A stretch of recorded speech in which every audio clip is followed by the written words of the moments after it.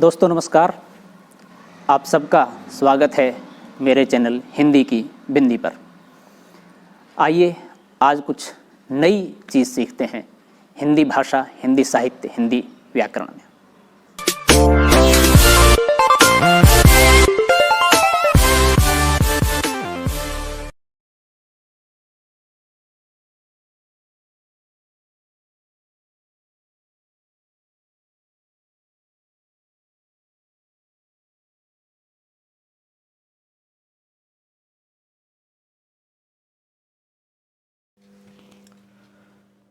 विद्यार्थियों, आज की वीडियो हम बना रहे हैं हिंदी साहित्य के महत्वपूर्ण प्रश्न उत्तर पार्ट 1।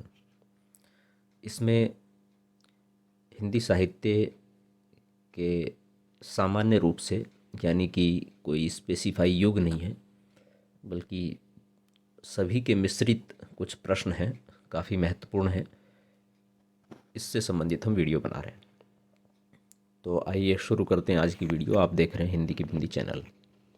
पहला प्रश्न है, किस युग को आधुनिक हिंदी कविता का सिंहद्वार कहा जाता है? उत्तर है भारतेंदु युग को। प्रश्न 2 है, द्विवेदी युग के प्रवर्तक कौन थे? उत्तर महावीर प्रसाद द्विवेदी। अगला प्रश्न है, हिंदी का पहला सामाजिक उपन्यास कौन सा माना जाता है? भाग्यवती। प्रश्न नंबर 4 है, सन 1950 से पहले हिंदी कविता किस कविता के रूप में जानी जाती थी? प्रयोगवादी।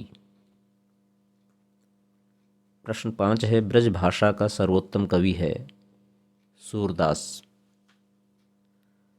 प्रश्न 6 है, आदिकाल के बाद हिंदी में किस साहित्य का उदय हुआ? भक्ति साहित्य।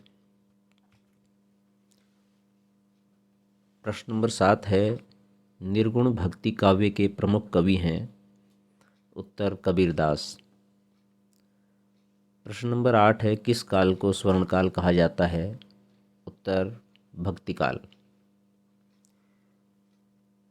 प्रश्न नंबर 9 है, हिंदी का आदि कवि किसे माना जाता है?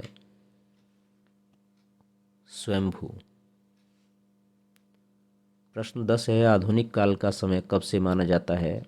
1900 से अब तक। उसके बीच में लोगों ने अनेक नाम दिए हैं,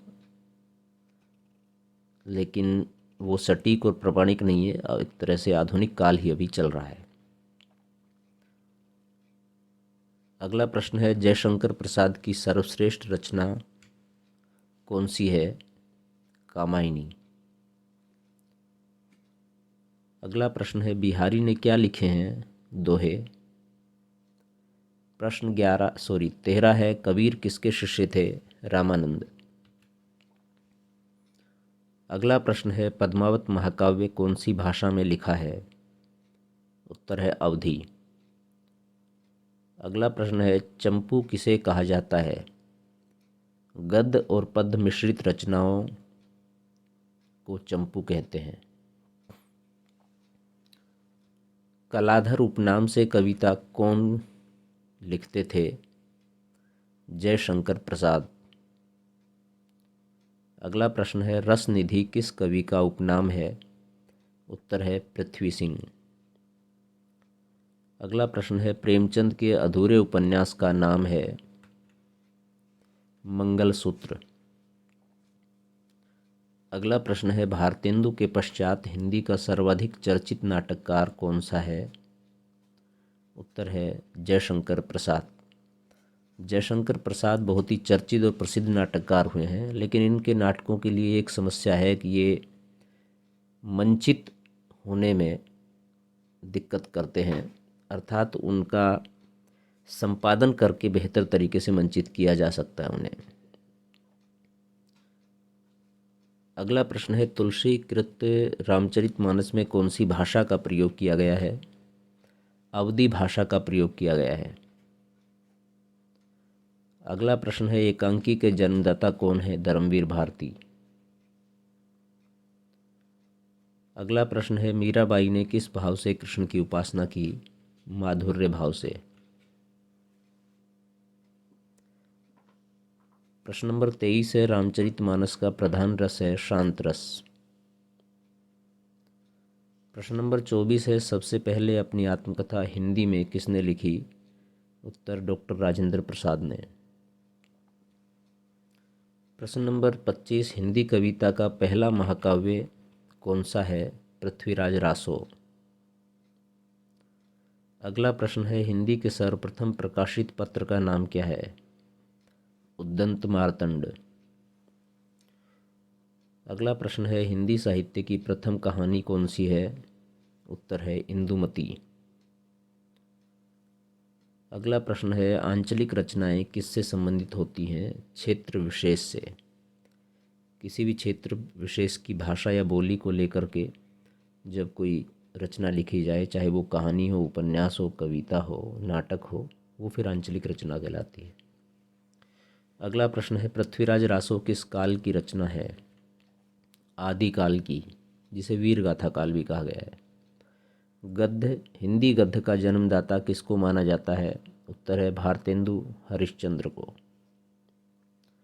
अगला प्रश्न है, कवि कालिदास की अभिज्ञान शाकुंतलम का हिंदी अनुवाद किसने किया? उत्तर है राजा लक्ष्मण सिंह ने। अगला प्रश्न है, पद्य साहित्य को कितने भागों में बांटा गया है? 15 भागों में। अगला प्रश्न है, कवि नरेंद्र शर्मा ने राष्ट्रपिता महात्मा गांधी के निधन से प्रभावित होकर कौन सी रचना की? उत्तर है रक्तचंदन। अगला प्रश्न है, नाट्य शास्त्रकारों द्वारा अमान्य रस कौन सा है? विभत्स रस। अगला प्रश्न है, काव्य शास्त्र का प्राचीनतम नाम क्या है? उत्तर है अलंकार शास्त्र। प्रश्न नंबर 36 है, रीति संप्रदाय के संस्थापक कौन थे? उत्तर है आचार्य वामन। प्रश्न नंबर 37 है, हिंदी में काव्य शास्त्र के प्रथम आचार्य कौन हैं? उत्तर है केशवदास। अगला प्रश्न है, साहित्य शब्द किस शब्द से बना है? उत्तर है सहित शब्द से बना है। अगला प्रश्न है, हिंदी साहित्य में जीवनी साहित्य का प्रारंभ कौन से युग से हुआ? उत्तर भारतेंदु युग से। अगला प्रश्न है, हिंदी भाषा और साहित्य के लेखक हैं श्याम सुंदर दास। हिंदी भाषा और साहित्य पुस्तक है, उसके लेखक की बात है ये। अगला प्रश्न है, मनुष्य एक सामाजिक प्राणी है, ये किसने कहा? उत्तर अरस्तू ने। अगला प्रश्न है, भाषा किसे कहते हैं? उत्तर है मनुष्य अपने सामाजिक मानसिक विचारों की अभिव्यक्ति के लिए जिस माध्यम का प्रयोग करता है वह भाषा कहलाती है। अगला प्रश्न है, भाषा शब्द की उत्पत्ति कहाँ से हुई है? उत्तर है भाषा शब्द की उत्पत्ति संस्कृत के भाष धातु से हुई है। अगला प्रश्न है, सामान्य शब्दों में हम भाषा को किस तरह से व्यक्त करेंगे? उत्तर है भाषा वह साधन है जिसके द्वारा मनुष्य अपने भावों या विचारों को बोलकर या लिखकर दूसरे मनुष्यों तक पहुंचाता है। प्रश्न 45, भाषा को मोटे रूप में कितने भागों में बांटा गया है? उत्तर है भाषा को मोटे रूप में 2 भागों में बांटा गया है, लिखित भाषा और मौखिक भाषा। प्रश्न नंबर 46 है, हिंदी भाषा का संबंध किस लिपि से है? उत्तर है देवनागरी लिपि से। प्रश्न नंबर 47, बोलने वालों की संख्या की दृष्टि से हिंदी का विश्व में कौन सा स्थान है? उत्तर है तीसरा। प्रश्न नंबर 48, सूरदास का काव्य किस भाषा में है? उत्तर ब्रजभाषा में। प्रश्न नंबर 49, संविधान के किस अनुच्छेद में कहा गया है कि संघ की राजभाषा हिंदी और लिपि देवनागरी होगी? अनुच्छेद 343वें में। प्रश्न नंबर 50 है, हिंदी शब्द की उत्पत्ति कहाँ से हुई? तो उत्तर है सिंधु से। तो विद्यार्थियों, ये थी आज की वीडियो। आपको कैसी लगी हमें ज़रूर बताएं। वीडियो आपने पूरी देखी उसके लिए आपका बहुत बहुत धन्यवाद। आशा करते हैं वीडियो आपके लिए लाभान्वित होगी। यदि अच्छी लगी तो इसे लाइक करें, शेयर करें, कमेंट्स करें और हिंदी की बिंदी चैनल को सब्सक्राइब करना न भूलें और साथ ही बेल आइकॉन को भी दबा लें ताकि सभी प्रकार की वीडियो की सूचना आप तक पहुंच जाए। यदि आपके मन में कोई सवाल, कोई जिज्ञासा, कोई प्रश्न हो तो कमेंट्स के माध्यम से बताइए, हम उसका समाधान करने का प्रयास करेंगे। आज के लिए इतना ही। नेक्स्ट वीडियो में नेक्स्ट टॉपिक के साथ फिर मिलते हैं। तब तक के लिए शुक्रिया, नमस्कार।